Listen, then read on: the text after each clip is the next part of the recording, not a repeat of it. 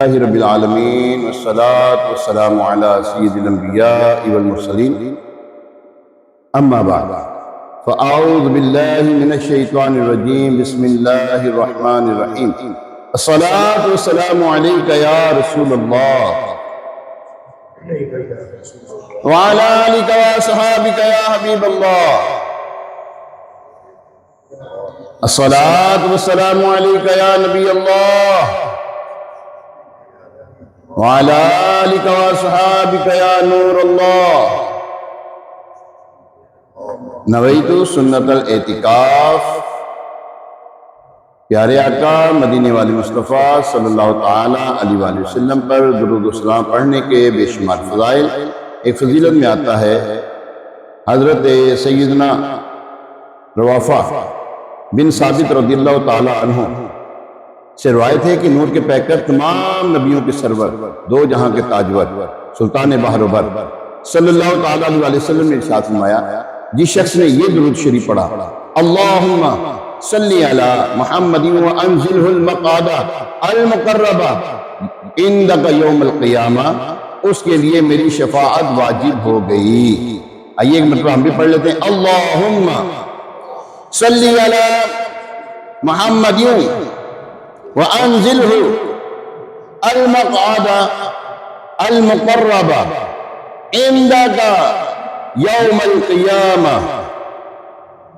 اللہ کریم ہمیں کثرت کے ساتھ درود و سلام پڑھتے رہنے کی توفیق عطا فرمائے، آمین آمین بجاہ نبی الامین علیہ الصلوۃ والتسلیم۔ آئیے ایک مرتبہ رسول برکت کے لیے، باعث رحمت کے لیے، حضور علیہ السلام ساری امت کی صالح ثواب کے لیے درود پاک پڑھ لیتے ہیں۔ الصلاۃ والسلام علیک یا رسول اللہ وعلی آلک واصحابک یا حبیب اللہ، الصلاۃ والسلام علیک یا نبی اللہ وعلی آلک واصحابک یا خاتم النبیین۔ پیارے محترم اسلام بھائی، آج 9 فروری 2024 اور 28 رجب المرجب 1445 سنہ ہجری۔ رجب المرجب اللہ پاک کا مہینہ، اس کے بھی 1-2 دن رہ گئے ہیں، بڑی برکتوں والا مہینہ ہے۔ اللہ تبارک تعالیٰ سے دعا ہے کہ ان 2 دنوں میں ہمیں زیادہ سے زیادہ نیک اعمال کرنے کی توفیق عطا فرمائے۔ جو سستیاں کاہلیاں ہوئیں اللہ کریم اپنے کرم سے وہ معاف فرمائے، معاف فرما دے، اور ہمیں زیادہ سے زیادہ نیک اعمال کرتے رہنے کی توفیق عطا فرمائے، آمین آمین بجاہ نبی الامین علیہ الصلوۃ والتسلیم۔ معراج، اللہ کریم نے اپنے محبوب علیہ السلام کو اپنا بلا حجاب دیدار کروایا۔ معراج کے 3 حصے ہیں، ایک بیت اللہ شریف سے بیت المقدس تک، پھر آسمانوں کی بلندیوں تک، پھر اللہ کی بارگاہ تک۔ معراج کا معاملہ سمجھنا ہو تو ضرور امیر حضرت سیدی اعلیٰ حضرت رحمۃ اللہ تعالی علیہ کا جو قصیدہ ہے نا، قصیدہ معراج، حائصہ پڑھنے سے تعلق رکھتا ہے۔ بڑا پیارا آپ نے قصیدے کے اندر جو ہے نا نظم کی صورت میں قصیدہ بیان کیا ہے، معراج کا نا ایک واقعہ بیان کیا۔ ایک مرتبہ پڑھنے سے نہیں پتہ لگے گا، ہاں کسی اللہ والے کے پاس بیٹھ جائے نا، اللہ والوں کے پاس بیٹھ جائے تو انشاءاللہ بڑا پتہ لگ جائے گا۔ اور اس کو سننا تو کسی خوش الہان سنی صحیح العقیدہ نعت خان سے سنیں، ایسا مزہ آ جاتا ہے سننے۔ اللہ تبارک و تعالیٰ نے تمام انبیاء کرام کو جو سابقین تھے سب کو ایک جگہ پر اکٹھا کیا۔ اللہ تبارک و تعالیٰ نے سب کو اکٹھا کیا بیت المقدس میں، اور حضور علیہ السلام نے وہاں پر امامت فرمائی۔ اللہ تبارک و تعالیٰ نے کوئی کام بھی حکمت سے خالی نہیں ہے۔ یہ جو دور جا رہا ہے بڑے فطروں کا دور ہے، قرآن کی آیات کے اوپر بھی ڈیبیٹ کرتے ہیں، تفسیریں کرتے ہیں، حالانکہ نہیں کرنا چاہیے۔ قرآن کی آیت اس کے اوپر تفسیر ہے، تفسیر بھی رائے حرام ہے، اپنی طرف سے تفصیلی مثال دے رہا ہوں، کوئی ایک آیت کو لے کر جی اللہ تعالیٰ نے تو یہ فرمایا ہے، اللہ نے تو یہ فرمایا ہے، اللہ نے تو یہ فرمایا ہے، یہ تفسیر برائے ہے۔ تفسیر کا حق اس کو ہے جو صاحب علم ہے، جس کو اللہ تبارک و تعالیٰ نے علم سے نوازا ہے۔ اور علم ایسے نہیں کہ مثال کے طور پہ آپ نے 10 جماعتیں پڑھ لی اور آپ نے جناب والا درس انظامی کر لی تو آپ سمجھیں کہ جناب ماں بدولت جو ہے نا جناب علم تامہ حاصل کرنا، نہ علم کتابوں سے آتا تو ہے لیکن سمجھ نہیں آتا، اللہ والے کی صحبت میں بیٹھنے سے آتا ہے۔ وہ دیکھیں نا مولانا روم رحمۃ اللہ تعالیٰ علیہ کتنے بڑے بزرگ ہیں، مولوی روم جو ہے نا، آپ اپنے آپ کے بارے میں مولانا روم کہتے ہیں، مولا روم آپ فرماتے ہیں، وہ شعر جو ہے بڑا مشہور آپ کا شعر ہے، مولوی ہرگز نہ شد مولا روم تا غلامی شمس تبریزی نہ شد۔ یہاں پہ انہوں نے اپنا سلجھا دیا ہمارا کہ اللہ والے کی صحبت میں بیٹھ کر علم آتا ہے۔ ہاں آپ پلمبروں کے پاس بیٹھے نا، انجینئروں کے پاس علم نہیں آئے گا، ڈاکٹروں کے پاس بیٹھ کر علم نہیں آئے گا، دین کا علم، باقی تو پتہ کوئی اور علم تو آ جائے لیکن دین کا علم نہیں آئے گا ان کے پاس بیٹھ کر۔ اللہ والے کی صحبت میں بیٹھ کر آتا ہے، اللہ والے کی صحبت میں بیٹھ کر یہ علم آتا ہے کہ جس سے ہمیں پھر پتہ لگتا ہے کہ قرآن نے جو فرمایا سبحان اللہ، اسی بات کے اوپر میرے دادا مرشد، میرے دادا استاد حضرت علامہ مولانا مفتی محمد حبیب اللہ نقشبندی رحمۃ اللہ تعالیٰ علیہ، آپ نے اس موضوع پر ایک مرتبہ ہماری بھائی صاحب اسلام پورے میں بڑی جامع مسجد ہے حامدیہ رضویہ، وہاں پہ آپ نے بیان فرمایا سبحان الذی پر بیان فرمایا، سبحان الذی کا یہ جو جملہ ہے سبحان الذی، اس کے اوپر کتنا کلام فرمایا، پھر آگے اسرا، پھر بعبدہ، پھر لیلم، پھر مسجد الحرام الی المسجد الاقصی، کتنی اس کے اندر مشاہدات ہیں، کتنی باتیں اس کے اندر ایسے۔ اس کی اگر کسی اللہ والے، میں بار بار کہہ رہا ہوں اللہ والے کے پاس بیٹھ جائیں بس، پھر یہ جو ہے نا یہ مسئلہ آپ چاہیں نا کہ یہ معراج والا مسئلہ میری سمجھ میں آ جائے، پھر کچھ نہ کچھ آئے گا ضرور، یہ نہیں کہیں گے کہ بہت کچھ آ جائے گا، کچھ نہ کچھ آئے گا ضرور کہ آپ واقعی کہیں گے ہاں یار اللہ تبارک وہ سبحان الذی، کیا کہا ہے؟ سبحان الذی، پاک ہے وہ ذات، پاک ہے وہ ذات، سبحان الذی، اللہ تعالیٰ نے اپنی طرف منسوب فرمایا نا، یہ نہیں کہا کہ میرے محبوب گئے، یہ نہیں فرمایا پاک ہے وہ ذات جس نے راتوں رات لیلم من المسجد الحرام الی المسجد الاقصی، راتوں رات سیر کروائی، راتوں رات کے مختصر ترین حصے میں۔ یہاں پہ علماء کرام فرماتے ہیں وہ جو جب ام ہانی رضی اللہ تعالی عنہ کے گھر سے آپ کا سفر ہوا نا، اس کے بیچ میں بڑی باتیں ہیں، حضور علیہ السلام کا شک صدر ہوا، پھر بڑے معاملات ہوئے۔ اچھا پھر یہاں پر جو ہے نا جب ام ہانی رضی اللہ تعالیٰ عنہ کے گھر سے نکلے ہیں نا تو بستر پہ آرام فرماتے ہیں، چین سے سوئے ہیں بستر پر، جبریل امین حاضر ہو کر معراج کا مجزہ سناتے ہیں، امیر علیہ السلام لکھتے ہیں نا اپنے قصیدہ معراجیہ میں، تو حضور علیہ السلام آرام فرما ہیں، چین سے بستر پر آرام فرما ہیں، جبریل امین علیہ السلام حاضر خدمت ہوتے ہیں، آرام فرما ہیں، قدمین شریفین کے بوسہ دیتے ہیں۔ پہلے یعنی کہ اس میں بہت گفتگو ہے، میں پر سمیٹنا چاہ رہا ہوں، ٹائم تو بہت کم ہے، بہت کچھ لکھا ہوا ہے میرے پاس، تقریباً ایسے الحمدللہ 100 صفحوں کی جو ہے نا ایک رسالہ میں نے تحریر کیا ہوا ہے، اب اس میں سے کیا میں بیان کر سکوں گا، بہرحال مختصر چیدہ باتیں۔ حضور علیہ السلام کے جو حضرت جبریل امین علیہ السلام کے جو ہونٹ ہیں وہ کافری بنائے، وہ بنائے کس لیے تھے؟ یہ وجہ تھی کہ حضور علیہ السلام کے قدمین شریفین کو بوسہ دینا تھا، بوسہ دینا تھا۔ تو یاد رکھیں بزرگ جو صاحب بزرگ ہو نا، صاحب علم شخصیت کے قدموں کو بوسہ دینا یہ جبریل امین علیہ السلام کی سنت بھی ہے۔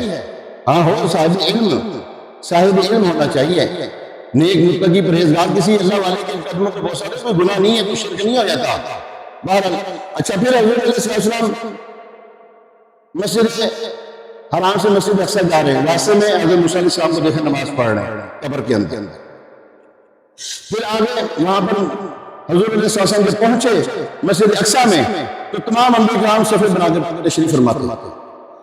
حضور علیہ السلام کو حضرت جبریل امین علیہ السلام ہاتھ مبارک پکڑ کے مصلی شریف پر لے آتے ہیں، اور عرض کرتے ہیں یا رسول اللہ صلی اللہ علیہ وسلم امامت فرمایا، تمام انبیاء کرام کی امامت فرمائی آپ نے، اسی لیے تو ہم کہتے ہیں امام الانبیاء. کیا کہتے ہیں؟ امام الانبیاء. پھر آگے اور قرآن پاک میں نا سورہ نجم میں اس کا بڑا پیارا بیان ہے.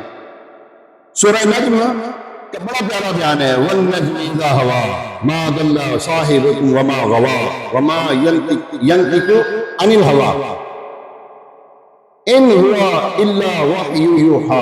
یہ یعنی کہ پوری ہے تقریباً کتنی آیتیں، 18 آیتیں مبارکہ جو ہے نا یہ معراج کے اوپر ہے. 18 آیتیں یہاں پر جو میرے پاس لکھی ہوئی ہیں. اس کے علاوہ جیسے ابھی آپ نے سورہ بنی اسرائیل کے شروع میں جو قرآن کی آیت ہے وہ بھی حضور علیہ السلام کی معراج کے اوپر ہے. اس پیارے چمکتے تارے محمد کی قسم، اللہ تبارک تعالیٰ قرآن پاک میں قسم ارشاد فرما رہے ہیں کن کی؟ حضور علیہ السلام کی. والنجم اذا ہوا، والنجم حضور علیہ السلام کو فرمایا. اللہ اکبر. جب یہ معراج سے اترے تمہارے ساتھ نہ بہکے نہ بے راہ چلے. یہ قرآن کی آیت مبارکہ اس کا ترجمہ پیش کر رہا ہوں آپ کو. تمہارے ساتھ نہ بہکے نہ ہی بے راہ چلے، اور وہ کوئی بات اپنی خواہش سے نہیں کرتے، وہ تو نہیں مگر وہی جو انہیں کی جاتی ہے.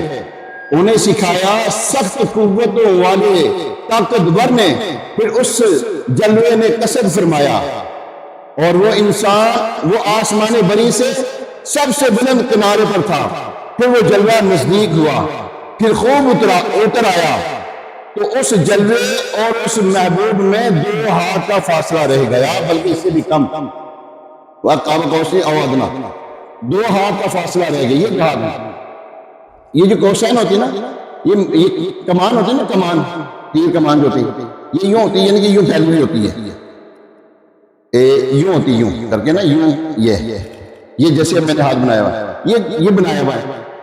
عرب میں محاورہ ہے، کسی سے گلے ملنا ہو تو ہاتھ پھیلاتے ہیں کہ جیسے ایک کمان دوسرے کمان سے مل رہی ہے، یعنی کہ یہ انہوں نے ایک طاقتور دوسرے طاقتور سے مل رہا ہے. بہرحال پھر وہ جلوہ نزدیک ہوا، پھر خوب اتر آیا. اس جلوے اور اس محبوب میں 2 ہاتھ کا فاصلہ رہ گیا، بلکہ اس سے بھی کم. اب وحی فرمائی اپنے بندے کو، جو وحی فرمائی. دل نے جھوٹ نہ کہا جو دیکھا، تو کیا تم اس سے ان کے دیکھے ہوئے پر جھگڑتے ہو؟ جھگڑا ہو رہا ہے نا؟ نہیں، حضور علیہ السلام تو خواب میں گئے تھے. نہیں، وہ تو بیداری میں تھوڑی گئے تھے، وہ تو خواب میں گئے تھے. اب جھگڑتے ہیں اس بات پر. اللہ فرماتا ہے، پہلے فرما چکا اللہ تبارک تعالیٰ، اور تم کیا ان سے ان کے دیکھے ہوئے پر جھگڑتے ہو؟ اور انہوں نے تو وہ جلوہ 2 بار دیکھا، انہوں نے جلوہ اور 2 بار دیکھا. تم تو ایک کے اوپر جھگڑ رہے ہو، انہوں نے تو 2 بار دیکھا. قرآن فرما رہا ہے. اللہ اکبر.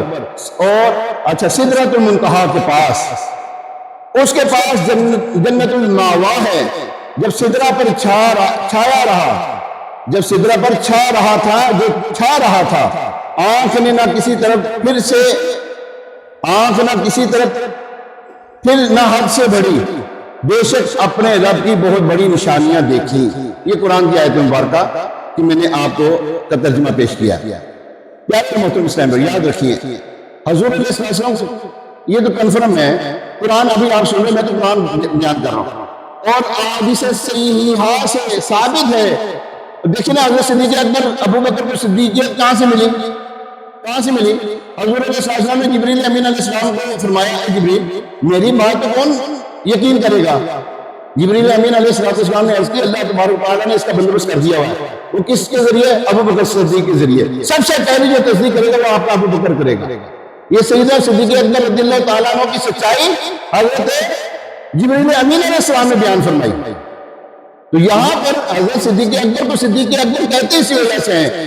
آپ نے جب ابو جہل آپ کے پاس پہنچا تو آپ نے بے چنو چرا، پہلے اس نے کہا کہ کسی نے کہا مجھے ایسا، یہ نہیں کہا کہ تمہارے دوست محمد صلی اللہ علیہ وسلم نے کہا. کہنے لگا کسی نے مجھے کہا کہ میں راتوں رات یوں گیا، میں نے مشاہدات دیکھی، میں نے جنت دیکھی، دوزخ دیکھی، میں نے بڑا کچھ دیکھا، سارے عجائبات دیکھے.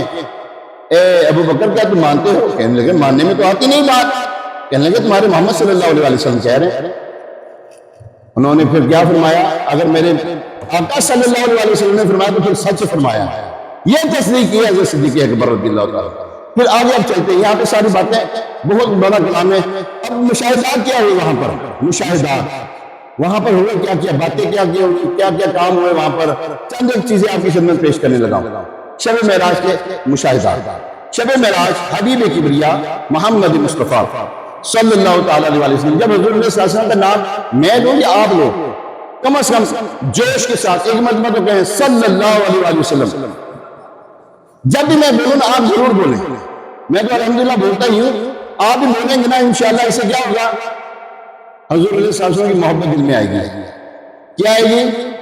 ہاں، محبت جو چاہتا ہے حضور صلی اللہ علیہ وسلم کی محبت آئے تو صلی اللہ علیہ وسلم، کم از کم اتنا تو ضرور کہیں۔ اچھا، حضور علیہ السلام نے کروڑوں عجائبات ملاحظہ فرمائے، جنت میں تشریف لے گئے، اپنے امتیوں کے جنتی محلات وغیرہ ملاحظہ فرمائے، جہنم کو دیکھا اور جہنمیوں کے دردناک عذابات بھی دیکھے، پھر ان میں سے کچھ اپنی امت کی ترغیب اور ترہیب کے لیے بیان بھی فرما دیا تاکہ امتی جہنمیوں کے دردناک عذابات سن کر نیک اور اچھے اعمال کے ذریعے جہنم سے بچنے کی تدابیر کریں، اور جنت کی نہ ختم ہونے والی نعمتوں کو سن کر امتی ان نعمتوں کو پانے کے لیے کوشش کرے۔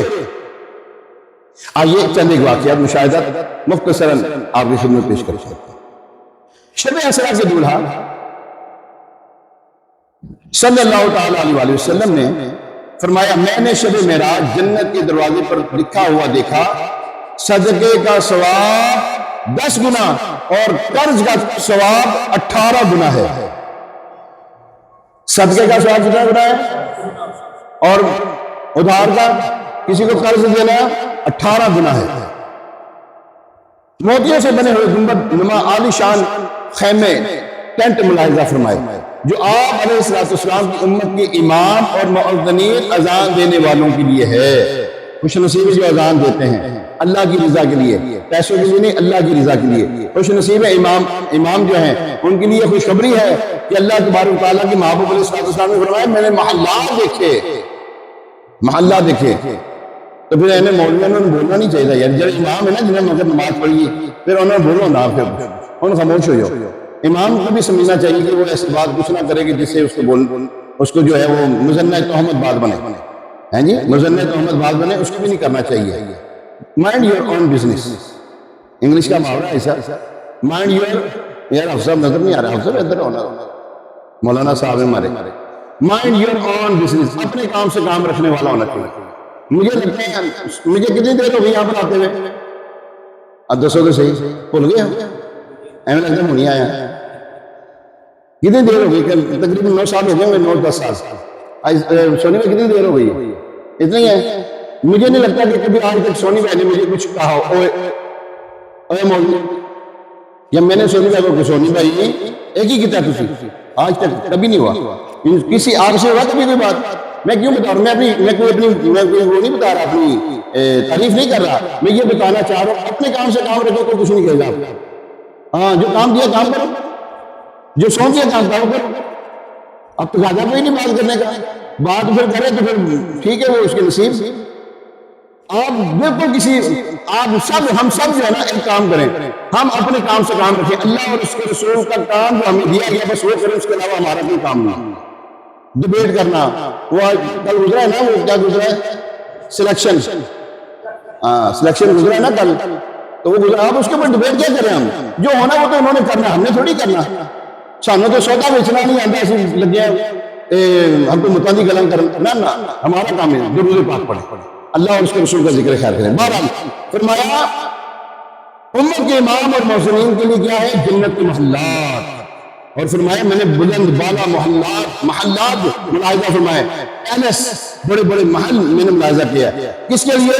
جو غصہ پینے والے اور عفو درگزر کرنے والے، یعنی معاف کرنے والے ہیں اور غصے کو پی جانے والے ہیں، میں نے ان کے محلات دیکھے۔ لڑائی ہوتی ہے، جھگڑا ہوتا ہے، اب یہاں پہ کنٹرول ہونا ہے۔ اب یہاں پہ دیکھتے ہیں تیرے اندر کتنا صبر کا پیمانہ ہے۔ اب صبر کا پیمانہ جو ہے نا لبریز نہ ہونے دیں اپنا، اب کہتے ہیں میرا صبر کا پیمانہ لبریز ہو رہا ہے، بات جو ہے سر سے گزر رہی ہے، وہ یہ ہو گیا ہے، وہ ہو گیا، نہ یار کیا ہو گیا؟ کچھ بھی نہیں ہوا۔ اللہ اور اس کے رسول کی کوئی بات ہے پھر تو ننگی تلوار بن جائیں، اگر ان کی کوئی بات ہے پھر نہیں پٹپی لانا، نہ پھر مردان کی وہاں ہو جائے اپنی۔ جب اپنے بھائیوں کی بات آئے نرم دل، قرآن نے تو یہی فرمایا قرآن نے یہ فرمایا کہ حضور علیہ السلام کے جو ساتھی ہیں، جو دوست ہیں وہ تو آپس میں نرم دل ہیں، اور کفار کے مقابلے اشداء علی الکفار وہ پھر ان کے آگے سخت ہیں، ننگی تلوار ہیں۔ یہاں پر ہم بھی ننگی تلوار بنے ہر ایک کے لیے۔ تو پیارے محترم سے آگے فرمایا ریشم خاص قسم کا کپڑے کے پردوں سے سجا ہوا ایک مہان ملاحظہ فرمایا جو حضرت امیر المومنین سیدنا ابو بکر صدیق رضی اللہ تعالیٰ عنہ کا تھا۔ کیا بات، کیا بات! فرمایا میں نے جنت کی سیر کے دوران حضرت سیدنا بلال حبشی رضی اللہ عنہ کے قدموں کی چاپ سنی، آواز سنی، اللہ اکبر۔ شب معراج جنتی حوروں نے بارگاہ رسالت صلی اللہ علیہ وسلم میں سلام پیش کیا۔ شب معراج ایک شخص کے پاس سے گزر ہوا جو عرش کے نور میں چھپا ہوا تھا۔ یہ وہ خوش نصیب تھا جو دنیا میں کسی کی زبان، جس کی زبان اللہ تعالیٰ کے ذکر سے تر رہتی تھی۔ اللہ اکبر، کیا بات ہے! عرش کے نور سے چھپا ہوا، ڈھپا ہوا، اس عالی شان جگہ پر کون ہوگا؟ اوچی بولو، جو جس کی زبان اللہ تعالیٰ کے ذکر سے تر رہے۔ سبحان اللہ، سبحان اللہ، اللہ اکبر، اللہ اکبر، ماشاءاللہ۔ بس یہ ذکر امیر علیہ سنت لکھتے ہیں ذکر و درود ہر گھڑی ورد زبان ہے، ذکر و درود ہر گھڑی ورد زبان ہے، میری فضول گوئی کی عادت نکال دو۔ سرکار کی بارگاہ میں عرض کر رہے ہیں میری فضول گوئی کی عادت نکل جائے بس۔ یہ جو آج کل کو ہو رہے ہیں تاری مہربانی یار، ہاتھ جوڑنا کاٹ سارے دے دی۔ یہ الیکشن کے معاملے کوئی آپ نے کوئی بات نہیں کرنی ہے، کچھ نہ بولے، خدا کی قسم ہمارا کچھ بھی نہیں بننا، ہمارا کچھ نہیں چلنی وہاں پر۔ تو چلے گی آپ کی تہاڈی چلنی ہے، تہاڈے کہنا کچھ ہو جانا ہے، اب بولو صحیح۔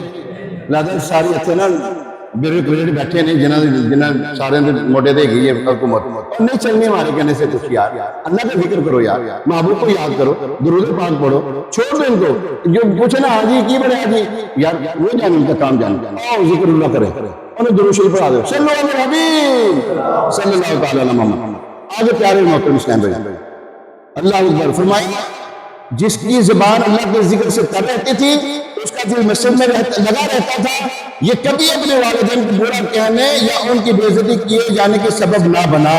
کبھی اس نے اپنے والدین کی بے عزتی نہیں کی، ان کی شان میں گستاخی نہیں کی اپنے والدین کی۔ ماں باپ دونوں میں سے ایک یا دونوں، مثال کے دونوں میں سے ایک، یہ اس لیے کہا کہ ایک فوت ہو گیا ہو تو کسی بھی یعنی اپنے ماں باپ کی شان میں گستاخی نہیں کی تھی۔ یہ اس کے لیے کیا ہوگا؟ اللہ تبارک تعالیٰ کی عرش کے نیچے عالی شان یعنی کہ وہ وہاں پہ موجود ہوگا۔ پیارے محترم سامعین، شب معراج و سزا کی انتہائی دردناک عذابات دیکھے، ان میں یہ بھی دیکھا کچھ لوگوں کے جبڑے کھولے جا رہے تھے، ان کا گوشت کاٹ کاٹ کر خون کے ساتھ انہی کے منہ میں دھکیلا جا رہا تھا۔ یہ وہ بد نصیب تھے جو لوگوں کی غیبتیں کرتے تھے، لوگوں کے عیب تلاش کرتے تھے۔ معراج کی رات سرور کائنات صلی اللہ علیہ وسلم نے کچھ لوگ ایسے دیکھے جن کی پیٹ مکانوں کی طرح بڑے بڑے تھے، ان کے پیٹ کے اندر سانپ باہر سے نظر آ رہے تھے، یہ بد نصیب سود خور تھے۔ شب معراج آپ صلی اللہ علیہ وسلم ایسے لوگوں کے پاس تشریف لے گئے جن کے سر پتھروں سے کچلے جا رہے تھے، یہ وہ بد نصیب تھے جن کے سر نماز سے بوجھل ہو جاتے تھے۔ امت کے خطبا اور اپنے کہے پر عمل نہ کرنے والوں اور قرآن پڑھ کر اس پر عمل نہ کرنے والوں کو دیکھا کہ ان کے ہونٹ آگ کی کینچیوں سے مسلسل کاٹے جا رہے تھے۔ معراج کی شب دوزخ میں کچھ لوگوں کو آگ کی شاخوں سے لٹکا ہوا دیکھا، یہ وہ بد نصیب تھے جو دنیا میں اپنے والدین کو گالیاں دیا کرتے تھے۔ الیاذ باللہ تعالی، کوئی اپنے ماں کو باپ کو گالی دیتا ہے؟ تم نے کسی کی ماں اور باپ کو گالی نہیں، تم نے اپنے ماں باپ کو گالی دی ہے۔ جی ہاں، یہاں سے مراد یہ بھی ہے، ایک تو ڈائریکٹ اپنے ماں باپ کی بے عزتی کرنا، ایک تو یہ ہے کسی نے کسی کے ماں باپ، تیری ماں نے تیری فلان یہ کیا، یہ گالی اس کے ماں باپ کو گئی ہے، اس کو نہیں گئی، اس کے لیے عذاب۔ اللہ اکبر۔ پیارے محترم سے ذرا ان عذابات پر غور تو کیجئے اور اپنی ناتوانی اور کمزوری کو تو دیکھیے۔ ہماری کمزوری کا حال تو یہ ہے کہ ہلکا سے سر درد یا بخار ہمیں ہو جائے تو تڑپا کے رکھ دیتا ہے، پھر آخرت کے یہ دردناک عذاب کیوں کر برداشت کیے جا سکتے ہیں؟ اس لیے ابھی وقت ہے، ڈر جائیے، اور جو فرض ہونے کے باوجود زکوٰۃ ادا نہیں کرتے فوراً سے بیچ کر اس سے پہلے کہ موت آئے توبہ کر لیجئے۔ جتنی سالوں کی زکوٰۃ باقی ہے حساب لگا کر جلد از جلد ادا کرنے کی کوشش کیجئے۔ نماز باجماعت ادا کریں۔ مرد حضرات نماز باجماعت مسجد میں ادا کریں، اور عورتیں جو ہیں، اسلامی بہنیں جو ہیں، اپنے گھروں میں نماز کا اہتمام کریں، اپنے بچوں کو بھی نماز کا عادی بنائیں، اپنے ملازمین کو بھی نماز کا عادی بنائیں۔ یہ نہ کریں کہ جناب ہم دکان بند کر دیں، ہمارا کاروبار کا حد اور خدماتیں بند دیں، جنہیں رزق دینا ہوگا تسی ہو کہ جانتے نہیں، اس کے بارگاہ میں جھکتے نہیں ہو، تو پھر کہتے ہیں کہ جناب ہمارے رزق میں فرق آئے گا، ہم دکان کیسے بند کر دیں؟ تمہارے سے 15 منٹ کے لیے دکان بند کر کے مسجد میں آیا نہیں جا رہا، جو تمہارا عشق ہے، جو تمہارا کلمہ ہے، جو تم پڑھتے ہو، وہ تمہیں مسجد تک لے کے نہیں آ رہا، وہ جنت میں کیسے لے کے جائے گا تمہیں؟ وہ جنت میں کیسے لے کے جائے گا؟ ساری رات انٹرنیٹ پہ بیٹھے رہتے ہیں، ساری رات موبائل کو لے کے بیٹھے رہتے ہیں، ساری رات نہ جانے پتہ نہیں کیا کام کرتے ہیں، فجر کا وقت میں سو جاتے ہیں۔ نہ یار ایسا نہ کریں۔